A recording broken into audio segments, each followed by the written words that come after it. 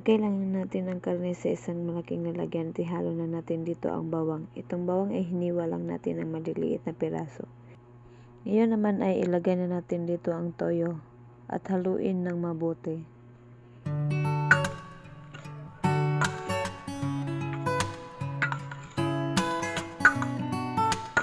Pagkatapos halu-haluin ay lagyan lang natin ito ng sangkapat na tasa ng Sprite at haluin lang natin itong muli.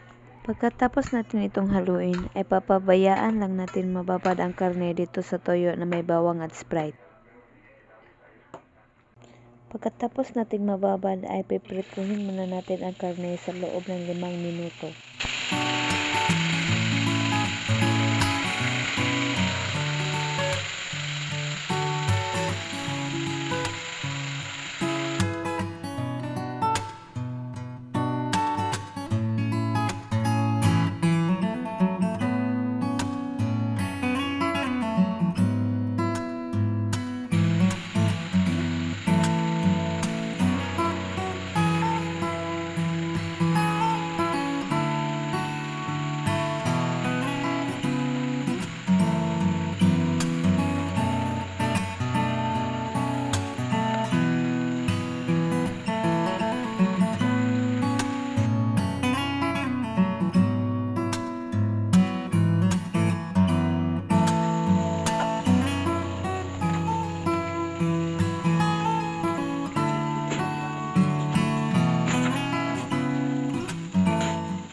Pagkatapos natin prituhin ang karne ay isalin ito sa isang plato.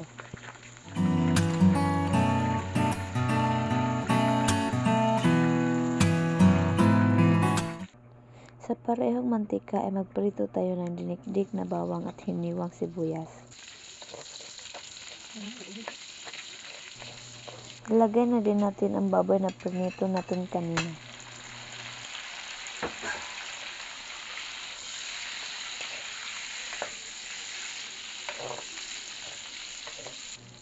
Isama na din natin ang toyo na may bawang at Sprite na binabada natin ng karne kanina.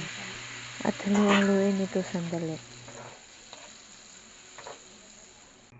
Kapag ito'y kumukulo na ay lagyan lang natin ito ng 1 tasang tubig, buong paminta at dahon ng laurel. Pagkatapos itakpan na natin itong lutuan. Papakuluan lang natin ang karne sa loob ng 20 minuto hanggang kalahating oras. Kapag natutuyuan na ay magdagdag lamang ng kalahating tasa ng tubig at 1 kutsarang suka.